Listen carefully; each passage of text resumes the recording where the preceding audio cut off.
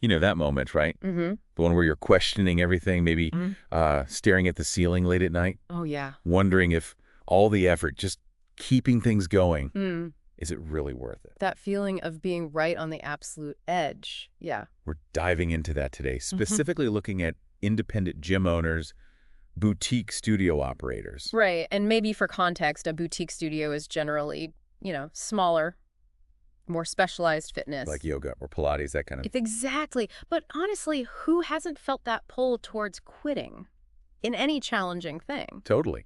And according to Jim Thomas's white paper, The Second Wind, Which is a really detailed report based on his industry research and experience. it suggests this almost quit moment is, well, surprisingly common, even for the really successful owners. Absolutely. And what's so powerful, I think, is how it reframes that feeling. Right. It's not necessarily a sign that you're about to fail. It's more like a critical point, Yeah. a juncture. Where the old way just isn't working anymore. Exactly. The paper suggests that spotting this moment, acknowledging it, can actually be the start of like major positive change. Right, not just surviving, but Mm-hmm. transforming, getting stronger. Precisely. So our goal, our mission for this deep dive is to really unpack what Thomas found. Yeah. Pull out those key strategies, the actionable bits that could help anyone, whatever field they're in. If they're facing that almost quit point, Right.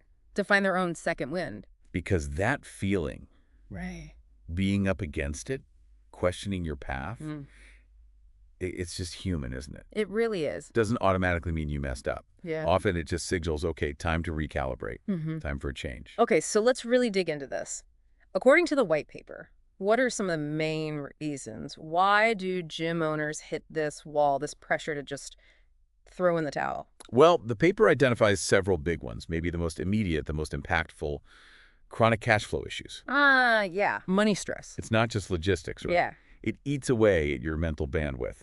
Hard to focus on growth when you're worried about next month's rent. Exactly. It traps you in survival mode. Mm-hmm. And that constant worry, it's just incredibly demoralizing. I can only imagine. And tied closely to that is burnout, just sheer emotional exhaustion. Makes sense. Think about it, these owners. They're often the head coach, the marketing person, the cleaner, the bookkeeper. Wearing all the hats. All the hats, insanely long hours, constantly putting out fires. That kind of sustained pressure, it takes a huge emotional toll. You pour everything you have into it, your passion. And if it feels like a constant struggle just to tread water, Yeah, that initial fire must start to fade. it really can. What other big challenges does the paper bring up? Staffing problems, that's another major stressor. Oh, okay. Like high turnover. By turnover, yeah. Yeah. It means you're always recruiting, always training. It's time consuming, it's costly. And bad hires can really mess things up, I bet. Definitely. Poor hiring choices. They can cause internal drama, hurt the team vibe, just drains more energy from the owner. Right. Then there's the market itself. It's always changing. Competition. Yeah, competition from the big low-cost chains, the rise of online fitness. Peloton, things like that. Right. And just a constant stream of new, trendy studios opening up. Everyone's fighting for the same clients. It's a tough landscape. And maybe one of the deeper issues is losing that sense of purpose. How so? Well, owners usually start because they love fitness, they want to help people. That's the why. Yeah, passion. But the day-to-day grind, the operational stuff, it can bury that initial why. You start feeling disconnected from what drove you in the first place. Wow. Okay, so it's like a perfect storm of financial, emotional, operational, and even existential pressures. Pretty much. And the paper really stresses how vital it is to figure out the root cause of that almost quit feeling. Right. You can't just patch the leaks. Exactly. Treating symptoms might give you a breather, but if you don't tackle the underlying issue, It's just going to come back. Whether that's a flawed business model, maybe your marketing's out of date, or maybe it is personal burnout, you have to find that core thing. that's the essential first step towards that second wind. Mm-hmm. Okay, so picture it. You're that owner, staring at the ceiling, all those reasons swirling. What's the big shift? What needs to happen in your head to move from feeling desperate to, determined, strategic. Yeah, that's the crucial part. What the paper shows is that the owners who pull through, they don't just work harder at the same things that aren't working. They Okay. make a fundamental mental shift. They stop just trying to survive day to day. And start thinking strategically. Yeah. Problem But solving. yeah, exactly. Proactively tackling the core problems. And there's this key realization. The problem usually isn't the gym itself. It's not the classes or the trainer. It's the approach, how the business is being run. That's it. And that needs a big mindset change. You have to stop feeling like a victim of circumstances. And become the strategist. Take ownership. Take ownership. Become the driver of your future. That makes a world of difference. It's like stop bailing water and start fixing the leak. Perfect analogy. So what are some of the actual strategies, the concrete things Jim Thomas talks about in The Second Wind that help owners find that new energy, that new direction? Okay, so the paper lays out several key strategies. First up is to actively reframe the problem. Reframe. How do you mean? Well, instead of that negative self-talk like, I'm failing or this is hopeless. Yeah, which is easy to fall into. Totally. Successful owners start looking at it more objectively, more solution-focused, thinking things like, Like what? okay, the current business model needs an upgrade, or our marketing needs modernizing to reach the right people, or even our internal systems aren't efficient enough, they need to evolve. Ah, okay. So it's shifting the internal story Yeah. from I'm failing to this system needs fixing. Precisely. It's a conscious shift.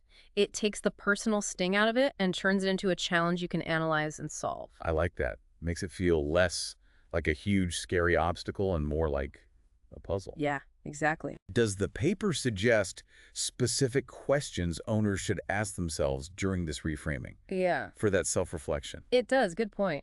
It suggests looking at a few things. First, Right. what worked before that isn't working now. Okay. Things change. Right. Second, what skills or resources or maybe even potential markets have I kind of neglected, overlooked? An untapped potential. And third, this one's tough. Where am I, as the owner, maybe avoiding necessary changes? Changes that feel uncomfortable. That's a big one. Facing the hard truths. It really is, but that's often where the biggest breakthroughs are hiding. Okay, so reframing the problem, asking those tough questions. Yeah. That's step one. What's next on the strategy list? The next really powerful one is cut the dead weight. Cut the dead weight. Sounds decisive. It is. It means taking a hard, critical look at everything that's draining resources, time, money, energy, without giving enough back. Like what specifically? Could be underperforming staff members, people who aren't really pulling their weight. Could be marketing campaigns that cost a lot but don't bring in leads. Throwing money away. Right. Or maybe services or classes that your members just don't value anymore. Or even personal habits, things you're doing that hold the business back. Interesting. So subtraction can lead to success. Absolutely.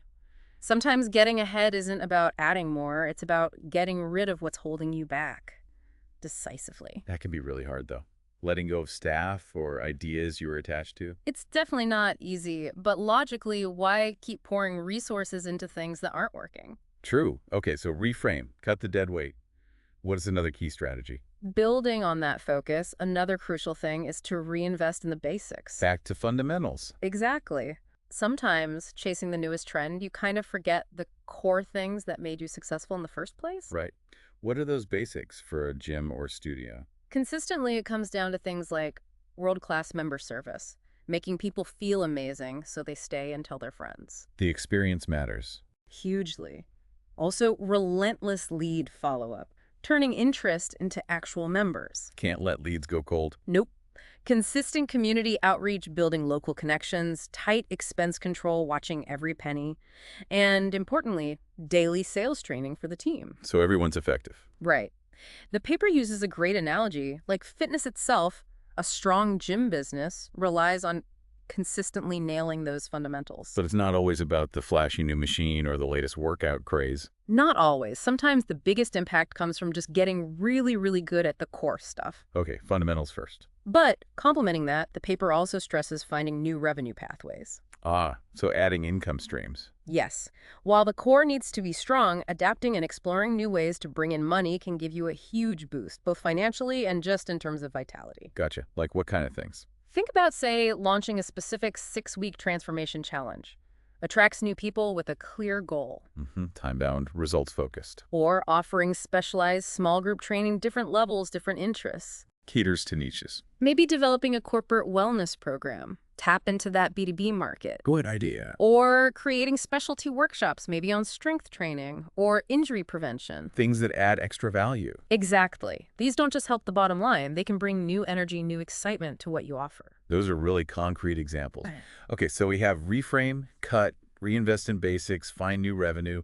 What's the last key strategy the white paper points to? The last big one is a shift in focus. Focus on member experience, not just the numbers. Okay, explain that one. Numbers are important, right? Oh, absolutely. Metrics, revenue, they're vital signs. But when owners are feeling that intense pressure, that almost quit panic, Yeah? their focus can become only about the numbers, membership counts, revenue targets, just pure survival metrics. Right. Tunnel vision. Exactly. And the paper argues that the owners who turn things around often make a conscious choice to shift their primary focus back to the people, back to the members. How does that look in practice? It means actively looking for ways to over-deliver on value, creating community events, social stuff, adding personal touches that make every single member feel seen, valued, appreciated. Like they matter beyond their monthly fee. Precisely. The underlying idea is really powerful. Revenue follows relationships. Sustainable growth comes from happy, connected members. That really resonates. Happy members stay longer, and they become your best marketing. Your best advocates, absolutely. Now, to make these strategies really hit home, the white paper has some case studies. Real stories. Can you share one or two, show how this works in the real world? Yeah, absolutely. They're quite powerful. One example is a boutique studio owner in Florida. She was losing about $8,000 a month. Wow, that's serious pressure. Huge pressure. But instead of closing, she did a deep dive into her expenses, made some tough calls, cut about 40% of non-essential costs. 40%, that's significant. It was. She also went and proactively renegotiated her lease, and she shifted her marketing, move it away from expensive, broad ads towards building strategic partnerships with other local businesses. More targeted, probably lower cost. Exactly. And the result? Within 90 days, just 3 months, her studio went from losing thousands to being consistently profitable. That's an incredible turnaround. 90 days. It just shows the power of decisive action on costs and smarter marketing. It really does. What's another story that stands out? There's another great one about a personal trainer who opened his own small group training place. He got hit really hard by cancellations during the start of the pandemic. Oh yeah, that was tough for gyms. Extremely. He said he seriously thought about just closing the doors for good. But what was his second wind? It came from a strategic pivot.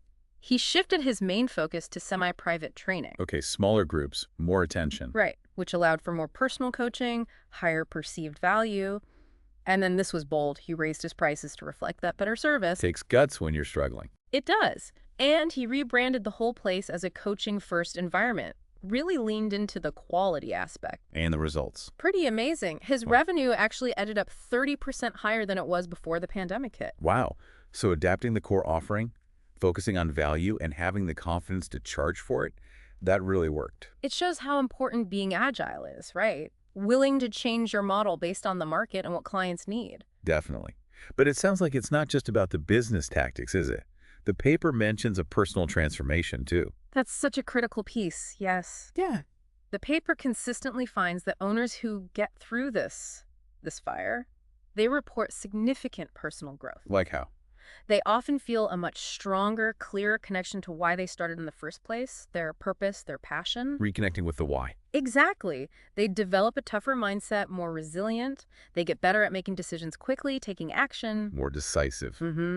And they learn to set better boundaries, healthier boundaries between work and life. Which is crucial for avoiding burnout again. Totally. Ultimately, they don't just come out as better business owners. They emerge as stronger leaders overall. It sounds like facing that darkness, that almost quit moment, and finding a way through, I think it really forges you into someone stronger. I think that's a great way to put it, forged by the experience. So for someone listening right now, maybe they're feeling that weight, that urge to just give up. What are the concrete steps, the action plan to start creating their own second wind, whatever their business is? Okay, based on the white paper's principles, here's a kind of action plan. First, take a full business inventory. Like a real honest look. Totally honest. What's working well? What's clearly broken? What are we maybe missing entirely? Okay, get the lay of the land. Then what? Second, set a new 90-day goal. Keep it short term. Creates urgency, makes it feel less overwhelming. Exactly. Focus is the action. Third, prioritize ruthlessly. You can't do everything at once? Nope. Pick the 3 to 5 highest impact actions, the things that will really move the needle. Focus your energy there. Got it. Focus on leverage points. Fourth, recommit publicly. Tell your staff, tell your customers, tell your community about the changes, the improvements you're making. Adds accountability. Builds momentum. Yes, both.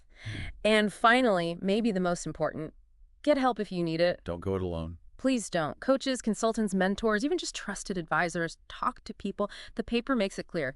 Second wins rarely happen in isolation. Those are really practical steps.